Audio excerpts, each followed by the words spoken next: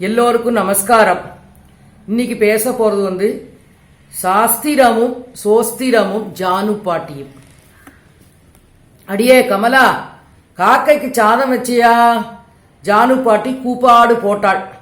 பாட்டி பிறக்கும் போது செவ்வண்ணைக்கு பதிலாக வெண்கலத்தை உருக்கி வாயில விட்டாப்புல கணீர் குரல். எல்லாம் என் தலையில் எழுத்து. எப்ப பாரு தொணப்பு என்று முணுமுணுத்து கொண்டே வருகிறாள் கமலா. ஆத்துக்காரரிடம் அடிக்கடி கம்ப்ளைண்ட் சொல்லுவாள். நான் ஒரே பிள்ளை, எங்க அம்மா எங்கே போவாள், கொஞ்சம் பொறுத்துக்கோ என்பார் அவர். அம்மா ஏன் இப்படி கத்துறேள்? காக்கைக்கு சாதம் போடலைன்னா பிருத்துக்கள் சாபம் கிடைக்கும் என்று சாஸ்திரம் சொல்றது என்று சொல்லியிருக்கேளே, எனக்கு தெரியாதா? 4 நாள்ல உங்க பேரன், அதான் சீனுவுக்கு கல்யாணம்னு தெரியும். எனக்கு ஏகப்பட்ட வேலைகள் இருக்கு. உங்க பேத்தி வேற இன்னைக்கு குழந்தையுடன் அமெரிக்கால இருந்து வரா. நகை நட்டு வாங்கணும், கடைக்கு போனோம்னு சொல்லுவா என்கிறாள் கமலா. சரிடி, நீ மறந்துட்டியோன்னு நினைச்சேன் என்று நகர்ந்து எழுத்தாத்து பையனிடம் போய், அம்பி பரீட்சைக்கு போறதுக்கு முன்னாடி இந்த ஸ்லோகத்தை சொல். ஞானானந்தமயம் தேவம் நிர்மலஸ்படிகா கிருதம் ஆதாரம் சர்வ வித்யானாம் ஹயக்ரீவ உபாஸ்மகே என்று இதை நீ சொன்னால் படிச்சதெல்லாம் மறக்காம எழுதுவாய். கல்விக்கு அதிபதியான சரஸ்வதியின் குரு இந்த ஹயக்ரீவர் என்பாள்.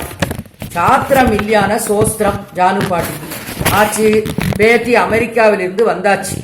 வந்த உடனேயே நகைக்கடைக்கு கிளம்ப ரெடி ஆயாச்சு. அவளின் 5 வயசு பெண்ணிற்கு குழந்தைகள் போட்டிருக்கிற மாதிரி நெத்திச்சூடி, காசு மாலை, இடுப்பு ஒட்டியானம், கொலுசு என்று வாங்கணும்.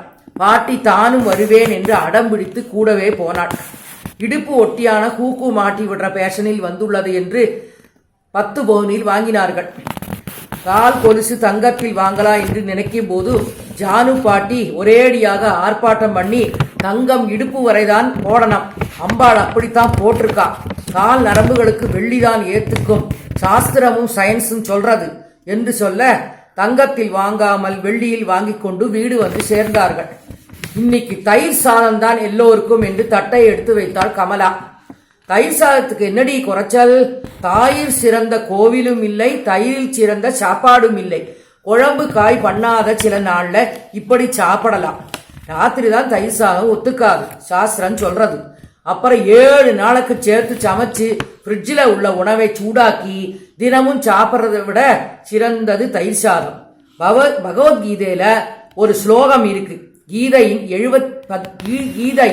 17வது அத்தியாயம். யாதயாமம் கதரசம் பூதி பரியுஷிதம் செயர் உச்சிஷ்டமபி சாமேத்தியம் போஜனம் தாமச பிரியம். அதாவது நேரம் கழிந்ததும் ரசம் போனதும் சமைத்து ஒரு இரவு கழிந்ததும் ஒருவர் சாப்பிட்ட மிச்சமும் இப்படி உள்ள உணவு தமோ குணத்தை வளர்க்கும். அன்றன்று சமைத்த உணவு, அன்றே உண்ணும் உணவு சத்துவ குணம் கொண்டதாக அமையும். சாஸ்திர விதிப்படி ஆயு சத்வ பலாரோக்கிய சுகப்பிரீதி விவர்த்தனாக ரஷ்யா ஸ்னிக்தா ஸ்திர கிருத்யா ஆகாரா சாத்விக பிரியா. ஆயுள், அந்த காரண சுத்தி, இந்திரிய சக்தி, சுகம், பிரீதி இது சத்வ குணங்களை கொண்டிருக்கும். அதனால் தான் பழையது வேண்டா என்று சொல்றேன். இப்படி சாஸ்திரம் சோத்திரன்னு இருங்கோ. கல்யாணத்துக்கு கிளம்பணும், 50 பேர் தான் போறோம். மாஸ்க் எடுத்துக்கணும், நகைப்பட்டி எல்லாம் மறக்காம எடுத்துக்கணும் கமலா சொன்னாள். சொல்லிக்கொண்டே பெட்டி பேக் பண்ணினாள். எல்லோரும் கல்யாணத்திற்கு ஒரு மண்டபத்திற்கு போயாச்சு. மண்டபம் வாசலிலேயே பெரிய வாழை மரங்கள் கட்டி நன்றாக அலங்காரம் செய்திருந்தார்கள். 50 பேர் தான், ஆனாலும் கல்யாணம் தானே ஆச்சு. விரதம் நிச்சயதாம்பூல் என்று முடிந்து அடுத்த நாள் முகூர்த்தமும் வந்தது. எல்லோரும் நன்றாக வாங்கின புடவை நகைகள் போட்டு இருந்தா. பேத்தி தீபாவும் தன் குழந்தை கோபிகாவிற்கு எல்லா நகைகளையும் போட்டு பட்டு பாவாடை கட்டி அலங்காரம் செய்திருந்தாள். குழந்தை நன்றாக என்ஜாய் செய்து மண்டப வாசலுக்கும் உள்ளேயும் ஓடி ஓடி விளையாடிருந்தாள். முகூர்த்தம் முடிஞ்சது. சரி, இனி முகூர்த்தமாச்சே, நகைகளை கழட்டி வைப்போம் என்று தீபா குழந்தையை பார்த்தபோது இடுப்பில் உள்ள 10 பவுன் ஒட்டியானத்தை காணலை. சத்திரம் அமக்களப்பட்டது. ஜானு பாட்டி எல்லோரையும் சமாதானப்படுத்தினாள். நேரே மேடையில ஏறி உரத்த குரலில் பாகவதத்தில் வரும் கேரக்டரான கர்த்தவீரியோஜனன் ஸ்லோகத்தை சொல்றா. ஓம் ஆம் க்ரீம் க்ரோம் கார்த்த வீரியோஜனாய நமக. கார்த்த வீரியோஜன நாம ராஜா பாகு சகசிரபான் ஸ்மரண மாத்திரேன கதம் நஷ்டம் ச லப்யதே என்று 3 தடவை சொல்லி முடிச்சு 3 நிமிஷம் ஆகலை. எல்லோரும் வாசல்ல வாங்கோ என்று சத்திர வாட்ச்மேன் கத்தி கூப்பிட்டார். வாசலில் வாழை மரத்து கம்பில ஒட்டியான மாட்டின் இருக்கு. யாரும் பார்க்கலை. அப்பா வாட்ச்மேனே, காவலாளியே, நீதான் கர்த்த வீரியோஜனாக என் கண்ணுக்கு தெரிகிறாய்.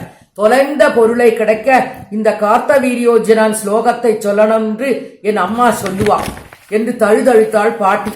அம்மா, என்னை தப்பா நினைக்காதீர்கள். சாஸ்திரமா சோஸ்திரமானு உங்களை அடிக்கடி கேலி பண்ணுவேன்.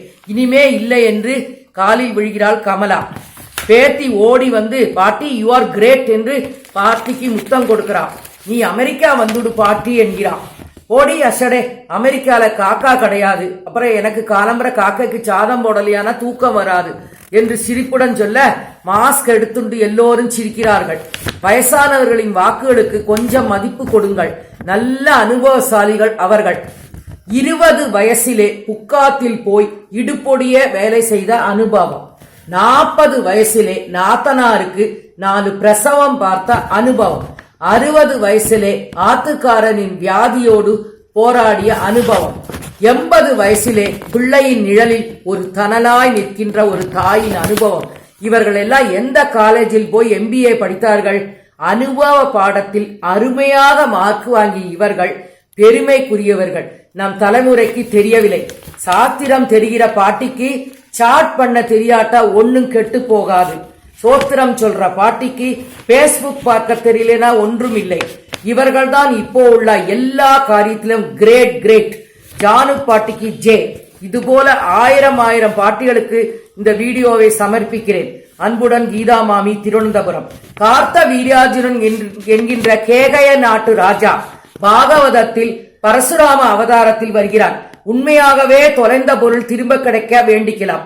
அன்புடன் கீதா மாமி.